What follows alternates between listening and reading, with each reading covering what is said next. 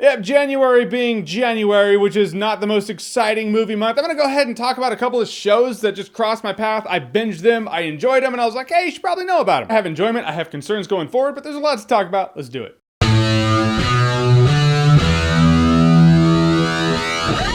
The Man on the High Castle. So The Man in the High Castle is an Amazon Prime series. It's based on a book by Philip K. Dick. I don't know how much of the book the show's based on, but for the show, it's an alternate 1960s America in which America and the Allies lost World War II, which lends itself to some interesting stuff, and the show does touch on interesting stuff. Because it's not just that, it wouldn't just be Nazis running everything. There is the Empire of Japan. What are they doing? They also own a bit of America, and you see that from the intro. The intro to this show is a brilliant intro. I love the song, but I also love the visuals. The visuals tell you everything you need to know. You see how the attack happened, you see the map, you see what the Nazis own, what Japan owns. It's great if a show can use its intro to tell you something about the show. Game of Thrones does that every episode. So right there, the show brought me on from its intro, but where it really shines is the fact that it feels like a lived-in world. I feel like this show really does show what would have happened had the Nazis won. Let's talk about Rufus Sewell though. He's the one where I was like, this guy is scary. He plays Obergruppenführer. That is a word and a rank among the Nazis. Obergruppenführer. But at a point you realize his name is Obergruppenführer Jahns Smith. This dude does not have a German accent. He was an American who was like, oh, well, you guys took over and,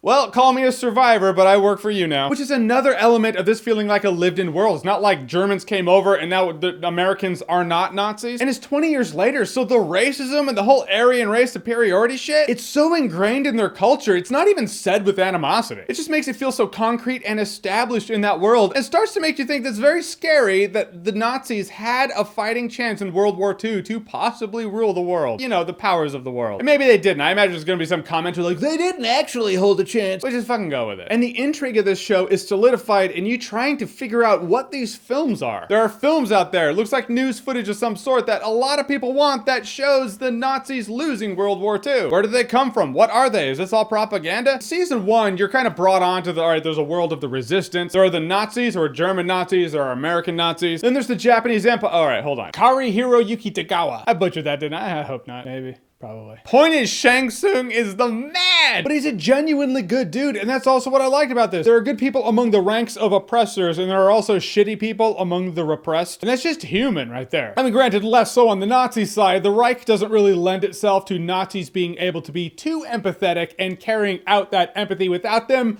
becoming enemies of the state. Does not mean it's impossible for someone who's in the Reich to possibly surprise someone. The show starts to slip at a point when some of the side arcs start to be useless in season 2. I love the dude who owns that shop, but generally speaking, his arc is useless. And then the scary people who were villains in season 1 become ultimately anti-heroes. On one hand, I see why they did it. On the other hand, you do take away a villain. And you can say, well, the Nazi Reich as a whole is a villain. You don't need a person to be a villain. But it kind of reminded me of Deadwood, how in episode 1, Al Swearingen was straight up the villain. Then as time went on, he was the anti-hero. Same thing. And there are a couple of other things that for me kind of trip season 2 up. So where they're going in season 3, I'm kind of concerned about. Excited and concerned. I'm gonna get to that in a second. But in the end, I will say The Man in the High Castle is very intriguing. It's an interesting looking glass world into our world if the Nazis had won. It makes you think, and I love a show that makes me think. Now I'm gonna get into spoilers in 3, 2, 1. You've been warned. Here we go.